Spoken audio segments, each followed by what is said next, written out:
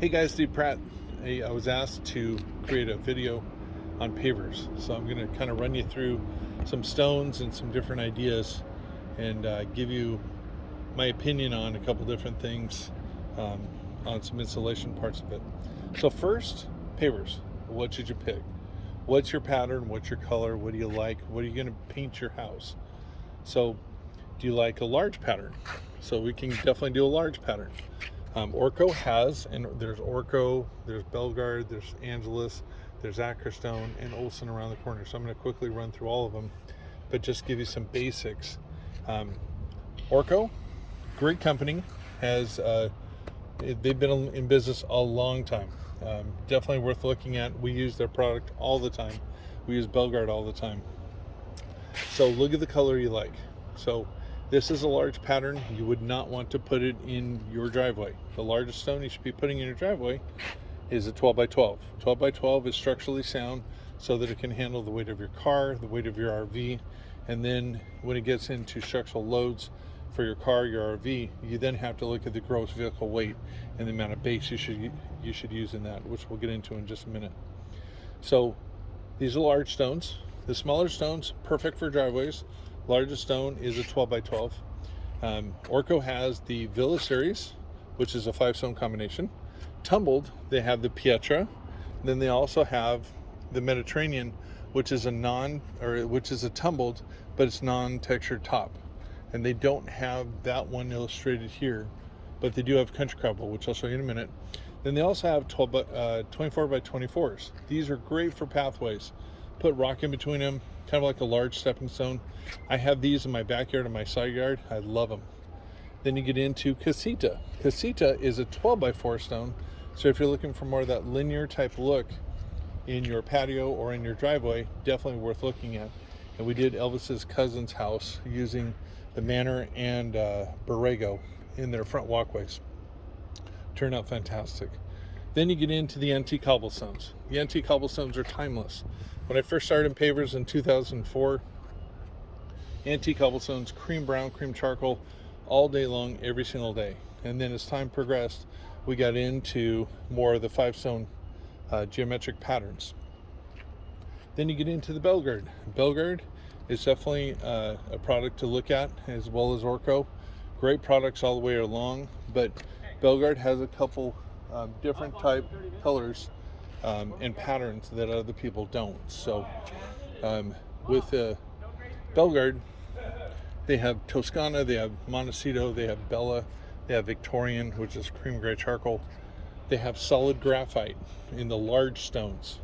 They have also a little bit bigger selection of colors for the 24 by 24s. Then they also have the antique cobblestones. They call them Cambridge cobbles. Sorry, had to sneeze. So the Cambridge cobblestones are the identical ones, the antique cobblestones, and other manufacturers also call it antique cobbles. So then you get into the Melville series, which they have more of the plank type looks. And a lot of times you can run the Melville series pavers without a border because the linear lines all the way across, and then just stop your pattern at the planter, and then your plants over here and your paver pattern down below for the walkways. Then you get into the larger pieces, like in the patio structure size. And the one thing also I have to bring up right away, I think is very important. The 24 by 24s by any of the manufacturers, they're incredibly hard to try and slope towards drainage if you're in a very tight area. So it's better most times to go with a geometric pattern from Belgard, Orco, Angelus, where they're a little bit smaller, so it's easier to pitch towards the drain so that you get the water flow into the drains. And a lot of people ask, and I'm going to now change it again, so how much water permeates actually per paver in a normal installation pattern in a normal driveway? The percentage is very small. It's less than 5%, and it's meant so that you pitch the water away from the house about a 2% grade, and then a 1% grade after 4 feet, so that you get it towards the drains to get the water into a drain and then out from there. And there are water permeable pavers, but those are more specific type applications, and we typically don't install those. And then when you get into Belgard, So they've got the Arbel type stones, and they have more of a natural slate type look. I love this product, and if you've seen any of my videos, I use it as much as I can in walkways. Typically, these are stocked in the 60 millimeters, so they're not typically a good driveway pattern stone. But if you put enough base down below, and then you're confident you're not going to overload your driveway, you could do it, but it's not suggested by Orco or anybody else, or Belgard, or any of the specific unique type stones like this. And then Olsen is another stone that's been around for a very long time. They have the infinity plank, which looks more like a timber type plank. So it looks more of a wood type texture for the bottom one. The top one, which is right in through here, is similar to the other manufacturers where they have a slight texture top to it. So they have very interesting stones in themselves, but they also have the antique cobblestones. They have the basic pattern stones. And then Ackerstone. I've installed a lot of Ackerstone. Ackerstone Sienna tumbled embossed, which is this one. I've got it in my backyard. Love the manufacturer, love the stones. They've been around for a long time, and a good friend recently is no longer with us, and I did a lot of business with him. And Ackerstone definitely has spent time and money on giving unique type of looks, but also looking at the same type of stones with the antique cobblestones and general geometric stones. Angelus Pavers. Angelus, when I first started, that was the only stone the company that I worked for would represent up front, and we installed every single day Angelus stones. It's a good product all the way around. Has the same type of lifetime guarantee for homeowners and 25 years for commercial application, just like all the other ones. And so let's talk about stones themselves.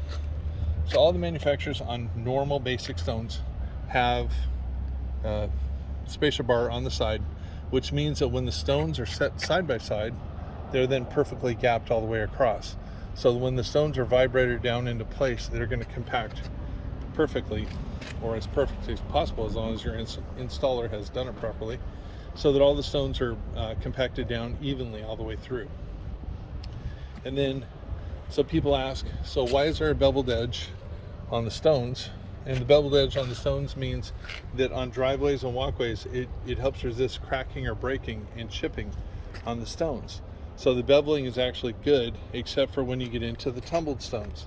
The tumbled stones, you don't typically have a side chamfer to it, because it's already beat up, it's already going to chip, it's already going to have the old type look to it.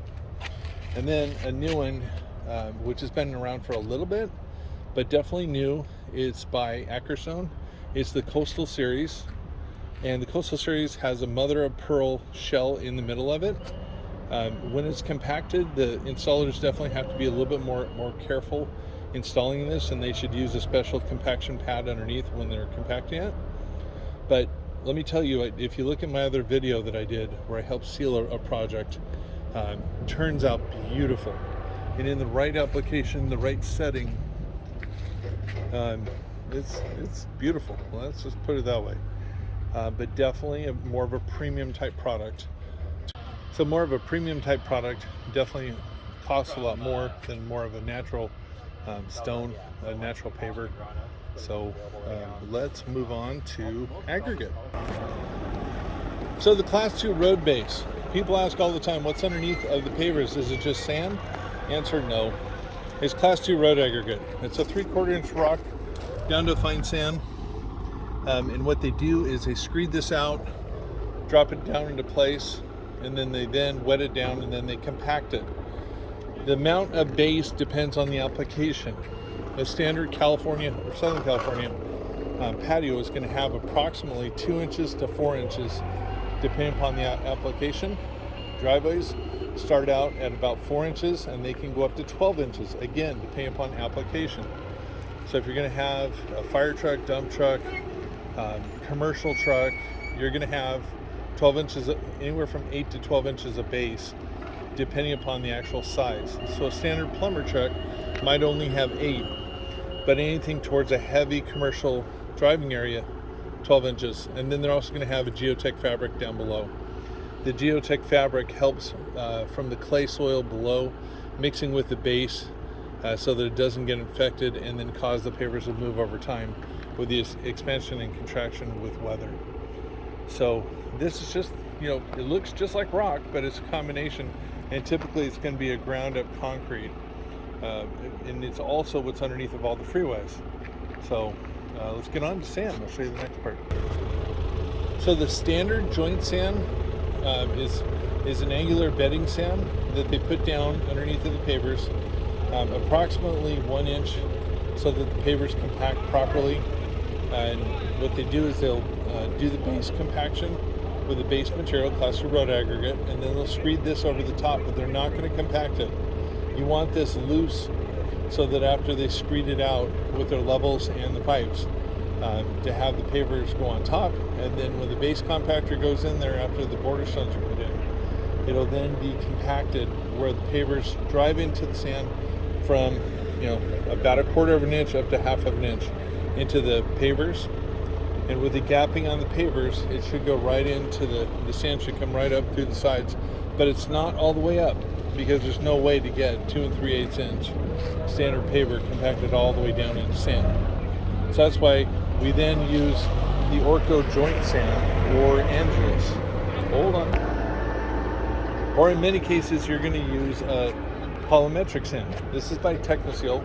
The Technoseal joint sand for the top has a polymer in it to where after it's properly compacted, the polymetric sand is screeded over the top of the pavers after the stones have been compacted the first time. Then this is screeded over, and then they then base compact it. When they base compact it, it then drives all the sand in amongst all the stones, gapping the stones perfectly, and then spacing it and setting it. And then your installer should then go through and then lightly hose it down. Don't flood the pavers. Anytime you flood a polymetric sand, you're going to take all the polymer out of the sand. So be careful with what you do when you're using polymetric sand, sealer, and whatever product you want to put in place. But I'd love to hear more about your ideas and what you'd like to put in place, designs. Obviously, Resource Building Supply has a lot of material and a lot of different things we can do. So again, please also tell me what you'd like me to film and show you, and then please hit that little subscribe button. With 36 people currently subscribing, and I think 28,000 views now or close to it, hit subscribe. You know, subscribe to Dave Pratt. Anyway, 714-588-8634. Guess what? I'm out.